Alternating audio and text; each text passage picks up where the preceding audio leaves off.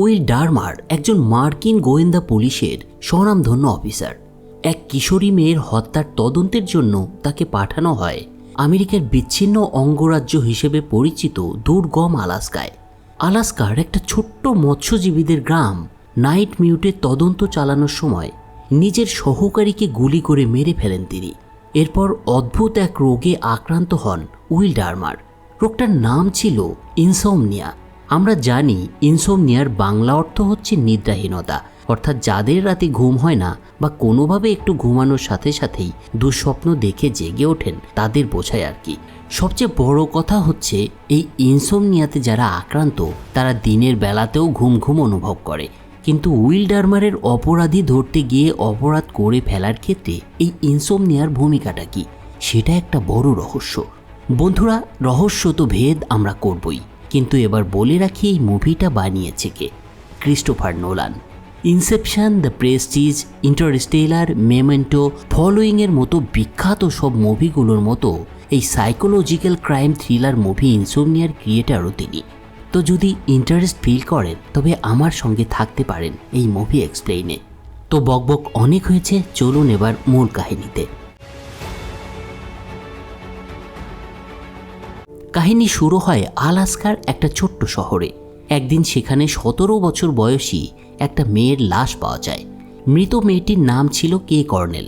মেয়েটির রহস্যজনক মৃত্যুর তদন্ত করতে লস অ্যাঞ্জেলসের দুজন ডিটেকটিভ উইল ডারমার এবং হেপ এখার্টকে দায়িত্ব দেওয়া হয়। ভিন্ন একটা প্রভিন্সে গিয়ে তদন্ত করতে হবে তাদের, কিন্তু তা সত্ত্বেও নিজেদের মতো তদন্ত করার ক্ষমতা দেয়া হয় এই দুই ডিটেকটিভকে। এছাড়াও তাদের উপরে নির্দেশ ছিল আলাস্কার লোকাল পুলিশকে এই কেসে তদন্ত করতে তারা সাহায্য করবে। অফিসার দুজন যখন আলাস্কায় এসে পৌঁছান তখন তাদের রিসিভ করার জন্য এলি বোর নামে আলাস্কার একজন লোকাল ডিটেকটিভকে দায়িত্ব দেওয়া হয়েছিল। এই খুনের তদন্তে এলিকেও সংযুক্ত করা হয়েছিল। তার উপরেও নির্দেশ ছিল সে যেন ইনভেস্টিগেশনে ডিটেকটিভ উইল ডারমারকে পরিপূর্ণ সহযোগিতা করেন। গোয়েন্দা দুজনকে রিসিভ করার পর তার কথাবার্তায় বোঝা যায় এলি এই ডিটেকটিভ উইল ডারমারের অনেক বড় একজন ফ্যান। অনেক বছর ধরেই তার উইল ডারমারের সাথে কাজ করার প্রচণ্ড ইচ্ছে ছিল। অবশেষে এলির সেই সুযোগটা এসেছে। ডিটেকটিভদের রিসিভ করার পর তারা তিনজনে পুলিশ ডিপার্টমেন্টে গিয়ে পৌঁছায়। অফিসে পৌঁছে প্রথমেই উইল আলাস্কা পুলিশের হেড মিস্টার নেইব্যাকের সাথে দেখা করেন। একসময় এই নেইব্যাক এবং ডিটেকটিভ উইল একসঙ্গে কাজ করতেন। এ কারণেই নেইব্যাক জানতেন উইলের কাজের পদ্ধতি সম্পর্কে। অনেকটা সে কারণেই এই তরুণীর মার্ডার মিস্ট্রিটা সলভ করার জন্য তার বিশেষ অনুরোধে উইল ডারমারকে ডিপ্লয় করা হয়েছে। অফিসের রিপোর্ট শেষ করে উইল তার সহকারীকে নিয়ে ফরেন্সিকে চলে আসে। এখানকার একটা হিমঘরে রাখা হয়েছে কে কর্নেলের বডিটাকে। একটা ফরেন্সিক বেডে শোয়ানো হতভাগ্য মেয়েটার লাশ গভীরভাবে পর্যবেক্ষণ করতে শুরু করেন ডারমার, এবং একই সাথে শুরু হয় তার ইনভেস্টিগেশনের। লাশের বডিটা ভালোভাবে চেক করার পরে উইল উপস্থিত সবাইকে তার পর্যবেক্ষণের বিষয়ে কিছু কথা বলতে শুরু করেন। মেয়েটিকে খুবই নির্মমভাবে খুন করা হয়েছে এবং যে তাকে খুন করেছে সে নিশ্চয়ই কোনো সাইকো টাইপের কিলার হবে। তার ধারণা কিলার হয়তো এই মেয়েটিকে নিজের কাছে পেতে চাইছিল, কিন্তু কোনো একটা কারণে সে মেয়েটিকে মেরে ফেলে। এরপর সে সবাইকে মেয়েটার চুলের দিকে খেয়াল করতে বলে। উইল এবার ব্যাখ্যা করে, যদি তোমরা মেয়েটার চুলগুলো ভালোভাবে লক্ষ্য করো তবে দেখবে চুলগুলো কাটা হয়েছে আর তার নখগুলো উপড়ে ফেলা হয়েছে। খুনি এসব কিছু করেছে মেয়েটাকে খুন করার পর, যেটা সচরাচর এই ধরনের কেসের ক্ষেত্রে দেখা যায়। সাধারণত সাইকোলজিক্যাল কিলাররা ভিকটিমকে এভাবে শাস্তি দিতে পছন্দ করে। কথাগুলো বলার পরে উইল তার অ্যাসিস্ট্যান্টকে সাথে নিয়ে ভিকটিম কে কর্নেলের বাড়িতে গিয়ে পৌঁছায় আরও কিছু তথ্য জানা যায় কিনা সেটা দেখার জন্য। মেয়েটির বাড়িতে গিয়ে তারা কে কর্নেলের রুম তল্লাশির সময় সেখানে একটা ছবিকে দুটো অংশে ছেঁড়া অবস্থায় দেখতে পায়। এই ছবিতে কে কর্নেলের সাথে আর একটা মেয়ে ছিল। উইল ছবিটি দেখিয়ে এলিকে জিজ্ঞাসা করে এই মেয়েটিকে। এলি উত্তর দেয় এই মেয়েটি কের বেস্ট ফ্রেন্ড ছিল, নাম তানিয়া। রুম থেকে উইল ডারমার একটা নেকলেস এবং কিছু দামি গিফটও খুঁজে পায়। এসব দেখে তার ধারণা হয় এতগুলো দামি গিফট কোনো মেয়ের কাছে কখন আসে, যখন কেউ তাকে পছন্দ করে। কোনো মা অন্তত তার মেয়েকে এভাবে গিফট দেবে না। এরপর উইল বলে তার ধারণা এসব গিফট নিশ্চয়ই সেই সাইকোটার কাছ থেকে এসেছে এবং সেই কে হত্যা করেছে। এ সময় উইল ডারমার জানতে পারে কে এর একজন বয়ফ্রেন্ড আছে যার নাম র্যান্ডি। তারা একসাথেই একই স্কুলে পড়তো। র্যান্ডির বিষয়টা জানার পর উইল তার অ্যাসিস্ট্যান্ট হেপ এখার্টকে নিয়ে র্যান্ডির বাসায় যাওয়ার মনস্থির করে। কিন্তু ততক্ষণে সন্ধ্যা ঘড়িয়ে রাত নেমে এসেছিল।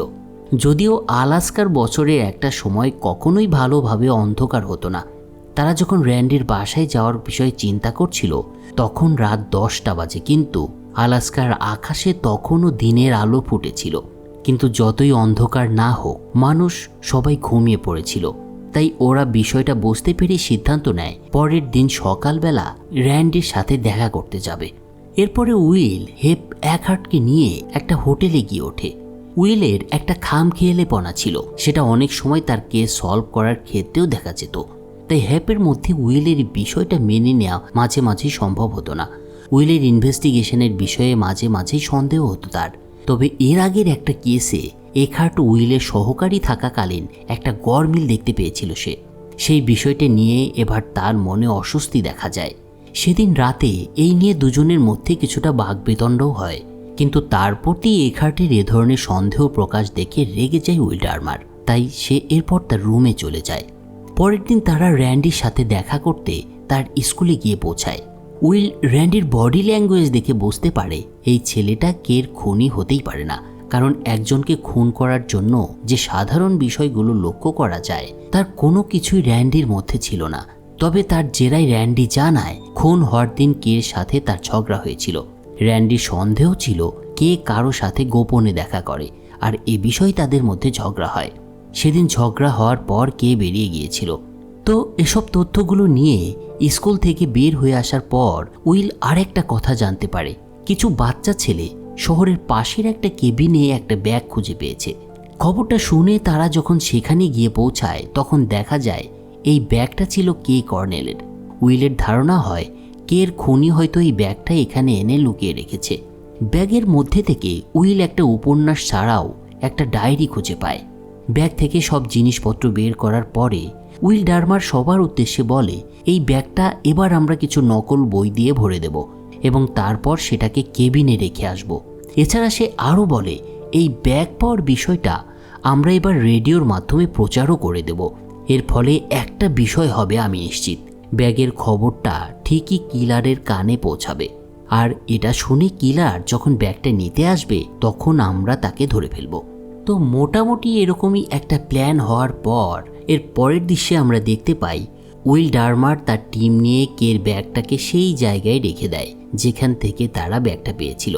সবার মধ্যেই একটা বিশ্বাস ছিল যে কিলার অবশ্যই একসময় ব্যাগটা নিতে আসবে, কারণ এই ব্যাগের কথা একমাত্র খুনিই জানত। ব্যাগটা রেখে সেখান থেকে কিছুটা দূরে ওরা কে লুকিয়ে পড়ে। কিছুক্ষণ অপেক্ষা করার পর তাদের ধারণাই সত্যি হয়।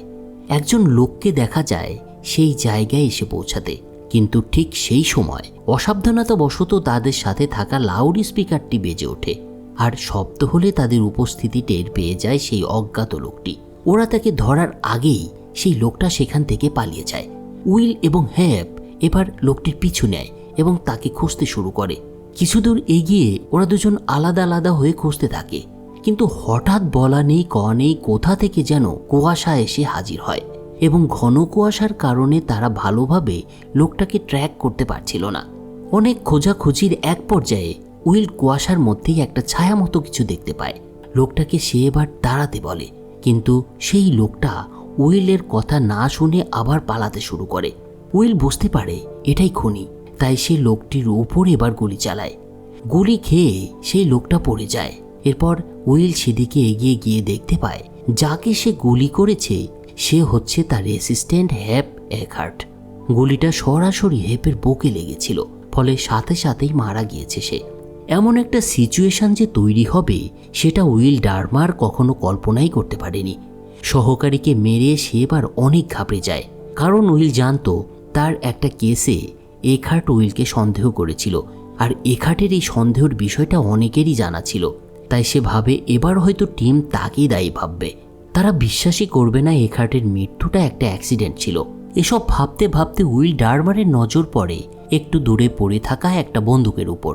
সেটা পরীক্ষা করে সে দেখতে পায় এই পিস্তলটি .38 এর, কিন্তু তাদের কাছে তো সেই ধরনের বন্দুক নেই। তার মানে এখানে অন্য একজন মানুষ ছিল, আর এটা হতে পারে সেই খুনি, আর এই বন্দুকটাও সেই খুনির নিশ্চয়ই।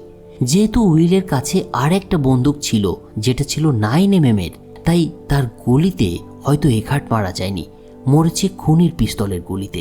এই বিষয়গুলো ভাবতে ভাবতে উইল বন্দুকটিকে এবার লুকিয়ে ফেলে, আর সে এটাও লুকিয়ে যায় যে হেপের বুকে লাগা গুলি 9mm এর। এই বিষয়টা উইল ডারমার তার সহকর্মীদের কাছে একটু ভিন্নভাবে ব্যাখ্যা করে, তাই তার সহকর্মীরা এবার ধরে নেয় হেপকে কের খুনি হয়তো হত্যা করেছে। এরপরে হেপ এখার্টের লাশ পোস্টমর্টেমে নিয়ে যাওয়া হয়। যেহেতু এখার্ট উইলের সহকারী ছিল, তাই এলিকে এই কেসের দায়িত্ব দেওয়া হয়। দায়িত্ব পাওয়ার পরে এলি প্রথমেই এখার্টের খুনের স্পটে গিয়ে পৌঁছায়। সেখানে সে .30mm এর একটা গুলির শেল খুঁজে পায়। এর থেকে এলি বুঝতে পারে হেপ এখার্ট .30mm এর বন্দুকের গুলিতে খুন হয়েছে। তবে এলি একই সাথে এটাও ভাবে তাকে এটাও পরীক্ষা করতে হবে যে এখার্টের বুকে লাগা গুলিটা .38mm এর ছিল কিনা। স্পট থেকে ফিরে এলি তার প্রাথমিক তদন্তে যেটা পেয়েছে সেটা সে ডিটেকটিভ উইল ডারমারকে জানায়। উইল সব শুনে ভাবতে থাকে সে হয়তো এবার ধরা পড়ে যাবে। তাই পরের দিন সে একটা মৃত জানোয়ারের দেহে সেদিনের পাওয়া খুনির .38mm এর বন্দুক দিয়ে গুলি করে। এরপর সে জন্তুটার শরীর থেকে বুলেট বের করে চলে আসে ফরেন্সিকে। সেখানে পৌঁছালে এক বয়স্ক ডাক্তার উইল ডারমারকে এখার্টের দেহে পাওয়া .9mm এর গুলিটা দেখায়। এই .9mm এর গুলিটা দেখে এবার উইল বুঝতে পারে তার বন্দুকের গুলিতেই মৃত্যু হয়েছে তার সহকারী এখার্টের। আর এটা বুঝতে পেরেই সে কৌশলে তার কাছে থাকা .38mm এর গুলিটার সাথে .9mm এর গুলিটা বদলে নেয়। তারপর সেখান থেকে চলে আসে সে। প্রমাণ লোপাটের পর উইল ভাবতে থাকে তার সব সমস্যা হয়তো শেষ হয়ে গিয়েছে, কিন্তু এখান থেকেই উইল ডারমারের মূল সমস্যাটা শুরু হয়। এই ঘটনার পর উইল ডারমার রাতে ঠিক মতো ঘুমাতে পারত না।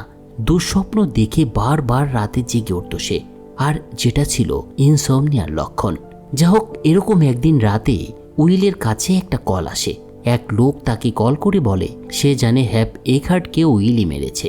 লোকটা এছাড়া আরও বলতে থাকে, আমি দেখেছি আপনাকে তাকে গুলি করতে, আর আমি সাক্ষী হয়ে পুলিশের কাছে এসব কিছু জানিয়ে দেব।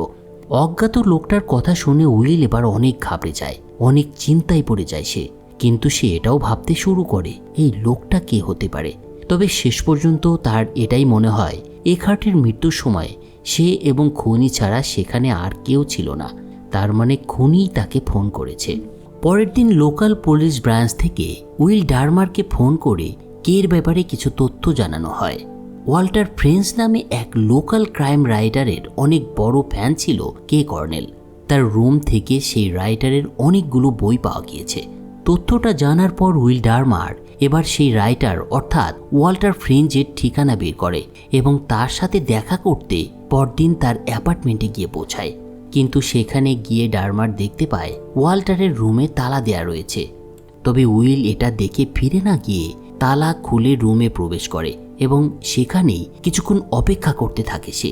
এর কিছু সময় পর ফ্রেঞ্চ সেখানে এসে দেখতে পায় তার রুমের দরজা খোলা, আর সাথে সাথেই সে বুঝতে পারে তার উপর পুলিশের নজর পড়েছে। তাই ফ্রেঞ্চ সেখান থেকে কৌশলে পালিয়ে যায়। কিন্তু উইল ভেতরে থাকায় ফ্রেঞ্চের এই পালানোর বিষয়টা বুঝতে পেরেছে, ফলে সে তার পেছনে ধাওয়া করে। তবে বেশ কিছুক্ষণ ধাওয়া করার পরেও তাকে ধরতে পারে না উইল ডারমার। লেখককে ধরতে না পেরে উইল আবার ফ্রেঞ্চের অ্যাপার্টমেন্টে আসে এবং তাকে ফাঁসানোর জন্য তার কাছে থাকা .38mm এর পিস্তলটা তার রুমে রেখে দিয়ে আসে। পরের দৃশ্যে আমরা দেখতে পাই উইলের কাছে ফ্রেঞ্চ আবার ফোন করেছে। ফ্রেঞ্চ উইলকে এবার বলে, তোমার সাথে আমার দেখা করাটা ভীষণ জরুরি, আর আমি একা তোমার সাথে দেখা করতে চাই। ফ্রেঞ্চের কথায় এবার উইল রাজি হয়। এরপরে উইল আর ফ্রেঞ্চ একটা দোকানে দেখা করে। ফ্রেঞ্চ উইলকে বলে, তোমাকে রাতে যে ফোন করেছিল সেই লোকটি আমি ছিলাম। আমি তোমাকে তোমার সহকারীকে মারতে দেখেছি, কিন্তু তোমার সাথে আমার কোনো শত্রুতা নেই। যেভাবেই হোক তোমার জন্য হেপ এখার্টকে মারাটা একটা অ্যাক্সিডেন্ট ছিল, সেভাবেই আমার কেকে মারাটাও একটা অ্যাক্সিডেন্ট ছিল। লোকটার এই অপার স্বীকারোক্তি দেখে আমরা জানতে পারি ওয়াল্টার ফ্রেঞ্চই আসলে কেকে হত্যা করেছিল। কথাগুলো বলার পর ফ্রেঞ্চ উইলকে বলে, যেহেতু আমরা উভয়ই একটা অ্যাক্সিডেন্ট ঘটিয়ে ফেলেছি, তাই আমাদের একসাথে কাজ করা উচিত এখন থেকে। সে চায় তাদের দুজনের সিক্রেটটা সিক্রেটই থাকুক। ওয়াল্টারের কথাগুলো শুনে উইল ডারমার কিছুক্ষণ ভেবে শেষ পর্যন্ত রাজি হয়ে যায়। উইল এটাও ভাবে এখন সে একদম মুক্ত, তার রাস্তার শেষ কাঁটাটাও সরে গিয়েছে। এরপর কের খুনি বিদায় নিয়ে কিছুদূর এগিয়ে একটা ভয়ানক কাজ করে বসে। ফ্রেঞ্চ কিছুদূর গিয়ে উইলকে একটা রেকর্ডার বের করে দেখায়। আসলে সে তার এবং উইলের মধ্যকার সব কথা রেকর্ড করে নিয়েছে। এখন ফ্রেঞ্চের কাছে উইলকে ব্ল্যাকমেইল করার জন্য একটা প্রমাণও আছে, সেটা সে যে কোনো সময় উইলের বিরুদ্ধে ব্যবহার করতেও পারে। লোকটা একটা পাক্কা খেলাড়ি, মূলত একটা প্ল্যান করেই সে উইলের সাথে দেখা করতে এসেছিল। এই বিষয়টা খেয়াল করে উইল প্রচণ্ড রেগে যায়, তবে সে বুঝতে পারে না এখন সে কি করবে। সেদিন রাত্রে উইলের কাছে আবারও ফ্রেঞ্চের কল আসে। ফ্রেঞ্চ তাকে সেই সব ঘটনাগুলো খুলে বলে যেগুলো সে কের সাথে করেছিল। ফ্রেঞ্চ বলতে শুরু করে, আমি কেকে অনেক ভালোবাসতাম, আমি কেকে সবসময় গিফট দিতাম, এতে কে অনেক খুশি হতো। কের অনেকবার আমার সাথে দেখা হয়েছে, কিন্তু একদিন যখন আমি তার শরীরে হাত রাখলাম তখন সে হাসতে থাকলো। আমার কাছে তার হাসি সেদিন খুব অদ্ভুত লেগেছিল। তার হাসিটা সেদিন অন্যদের হাসির মতো ছিল না, তাই আমি ধীরে ধীরে বিরক্ত হতে শুরু করেছিলাম তার হাসির শব্দে। আর একসময় আমি প্রচণ্ড বিরক্ত হয়ে তাকে মেরে ফেলি। সব কিছু আসলে একটা অ্যাক্সিডেন্টলি ঘটেছিল, আমার নিজের উপরে সেদিন কন্ট্রোল ছিল না। আমি এইসব ঘটনা তোমাকে বলার জন্যই এখন ফোন করেছি, কিন্তু আমি কালকে পুলিশের কাছে যাব এবং তাদের অন্য কিছু বলবো। পরের দিন দেখা যায় ফ্রেঞ্চ পুলিশের কাছে গিয়ে পৌঁছেছে। সে পুলিশের কাছে নিজের পরিচয় দিয়ে নিজেকে নির্দোষী দাবি করে। এছাড়া সে এটাও বলে পুলিশ যেন কের বয়ফ্রেন্ড র্যান্ডির ঘর তল্লাশি করে, সেখানে তারা আসল খুনির বিষয়ে ইম্পর্টেন্ট কিছু পেতে পারবে। তার স্বীকারোক্তিতে উইল বুঝতে পারে লোকটা এবার র্যান্ডিকে ফাঁসানোর প্ল্যান করেছে। সে হয়তো .38 এর পিস্তলটা র্যান্ডির বাসায় রেখে এসেছে। ফ্রান্সের কথার প্রেক্ষিতে পুলিশ পরের দিন যখন র্যান্ডির বাড়ি তল্লাশি করে তখন সেখান থেকে .30 এর সেই পিস্তলটা খুঁজে পায়। ফলে পুলিশ র্যান্ডিকে কের খুনি ভেবে গ্রেপ্তার করে থানায় নিয়ে আসে। সেদিন রাত্রে ওয়াল্টার ফ্রেঞ্চ এলিকে কল দিয়ে বলে, তুমি যদি র্যান্ডির বিরুদ্ধে প্রমাণ জোগাড় করতে চাও তাহলে কাল সামার হোমে চলে এসো। সেখানে তুমি র্যান্ডির লেখা চিঠি পাবে, যেটাতে তুমি বুঝতে পারবে কেন সে কে খুন করেছিল। ফ্রান্সের এ ধরনের কথার প্রেক্ষিতে এলি সামার হোমে গিয়ে পৌঁছায়।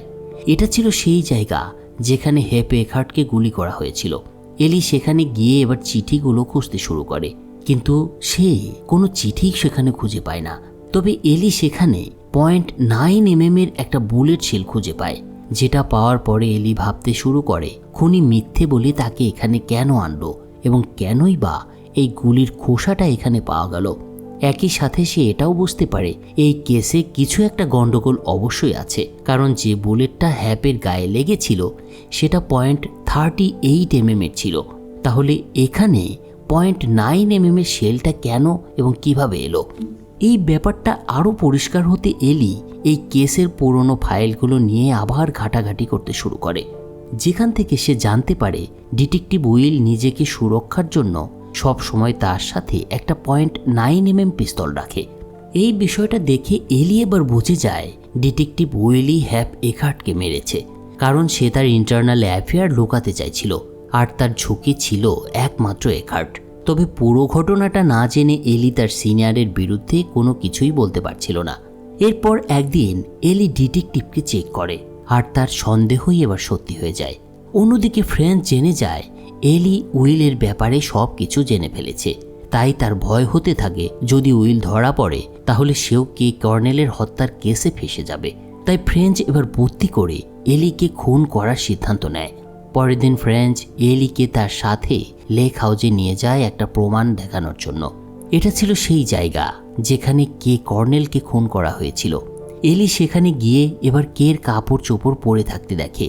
এগুলো দেখে এলি এবার বুঝতে পারে ফ্রেঞ্চই হচ্ছে কের আসল খুনি। কিন্তু এলি কিছু করার আগেই ফ্রেঞ্চ পেছন থেকে তাকে কিছু দিয়ে আঘাত করে অজ্ঞান করে ফেলে। আর ঠিক সেই সময় উইলও লেক হাউসে গিয়ে পৌঁছায়।